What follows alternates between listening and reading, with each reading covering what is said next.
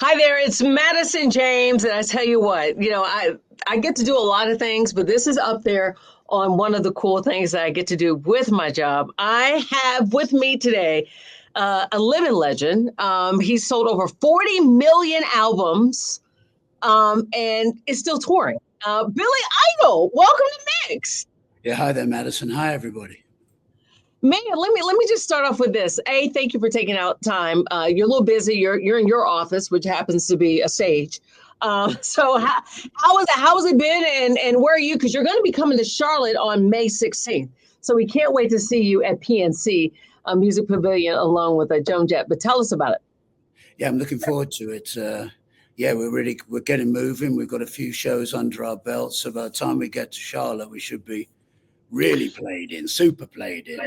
We're playing 5 songs from our new album and our greatest hits, sort of thing. Yeah, well, we're going to jump right into your new album. Okay, there's a lot of things. There's so many things I want to talk to you about. You got your new album.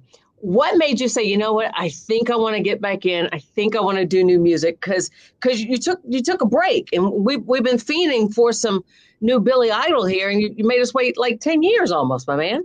Well, that's for an album. We did do a couple of EPs in Mm-hmm. 2021 and 22. We did the Roadside and Cage, but yeah, we haven't really made an album for like as you say 10 years or something. But I found out I have to do as much promotion for an EP as an album, so I said, "That's it. We're doing an album." And we're sort of bouncing off a documentary we were making, Billy Idol Should Be Dead, which is going to come out this year. And Yep, yep. You see, you're ahead. You got me on that one because I was stalking you a little bit on YouTube, and I'm like, first off, congratulations on a million followers. You're ahead of the game. You came in longest with myself, like before social media. And sometimes legends like yourself are kind of like, oh, I don't really do the social media. I'm like, Billy Idol over here, like, no, I got a million. I'm already on top of that before it was a thing. And you had a series that you did, Kings and Queens. I was like, man, he's got to do a doc. And then I found out you're doing a doc. I was like, you're so good on camera behind the scenes, and you're so relatable, and you just move around like, you know what? Yeah, I'm this rocker, but I'm a regular guy. And I really love that about you, Ken. So share about that. I'm sorry, I just kind of jumped into it.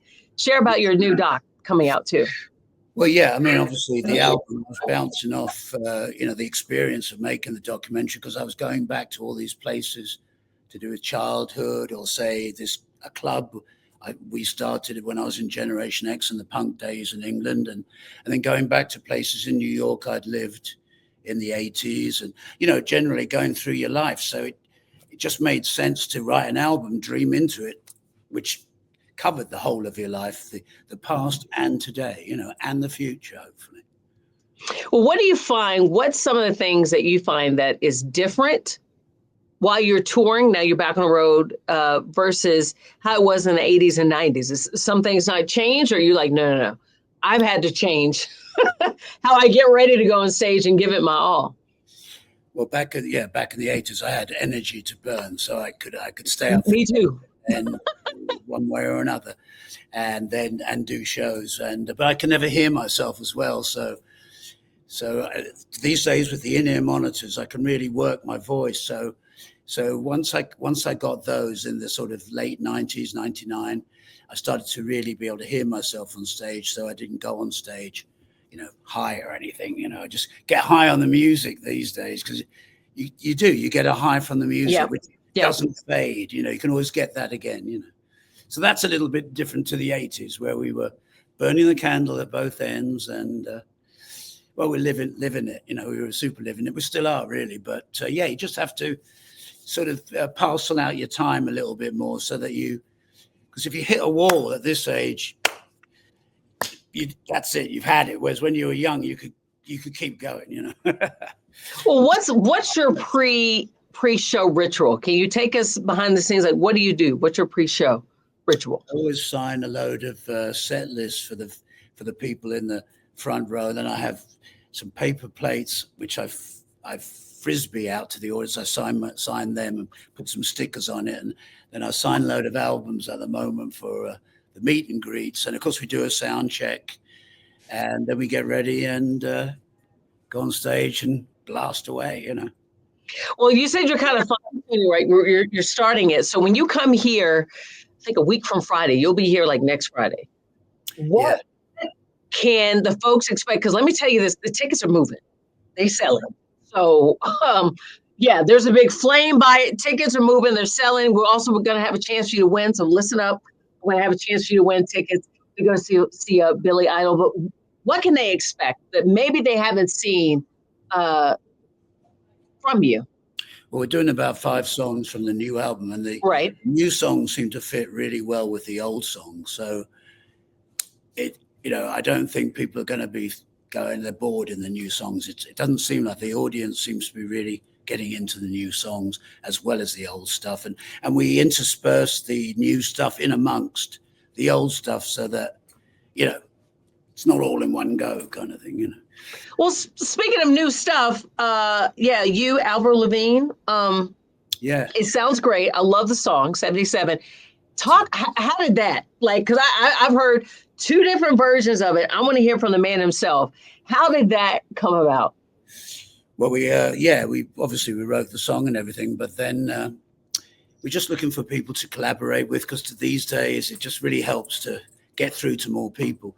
And Avril's someone I've always admired and everything. And also the song talks about a girl, she said she don't want to run anymore. So it made sense to do it with a female singer, and it worked fantastic. She's really incredible. She's really good, and the harmony in the middle section is fantastic that she does. So I think it really worked out. I'm enjoying it. We're going to do it live with her in Toronto one day soon. Oh, that's awesome, because people think of you in the 80s, the punk rock before it got what it is. You're one of the pioneers. White Wedding, the song still sounds great. I've used that many spin classes. It's just something about it. It gets it going. And Avril Lavigne, I kind of see her kind of punk rock too. So it's like having those 2 energies merged together. Really excited about that. And then you guys do also like some pub, the play back and forth. You guys are like in a record store or something, and she was at the checkout counter. That was the funniest. It was the funniest thing. You got to do more of that. Instagram, You got it. Making out as working at Licorice Pizza. It's all over. I've had it, and then Avril comes in, and but she's stealing things. Yep. getting me to get rid of the tag. The tag that would tell you she's stealing stuff. So it was funny. It was really great, and that was all ad-libbed. We didn't have a script. So Are you serious? No, yeah, that was all ad-libbed somehow. How many takes was that? 1 take? It's a few takes, but it was all ad-libbed. We didn't have a script or anything. So. Oh my God! Because I just so I was like, this is funny. I was watching this is really funny. Billy's got to do more of this. Weave some of that in on your YouTube, because that just had me. You're like just the dry humor just playing back and forth. I was like, man. And then now we got a Jim here, ladies and gentlemen. He said no script. So yeah, we didn't have a script. We just ad-libbed, and somehow it worked. Well, which is great. Thank you for checking in with us really quick before you hit the stage. Billy Idol will be here in Charlotte on May 16th at the PNC Music Pavilion. Keep listening, because I'm going to have your tickets to win. Thank you, Billy, for checking out and hanging out with us before your show. Yeah, thanks, Madison. Thanks, everybody in Charlotte. Right. Great. Thank you. Thank you. Fantastic.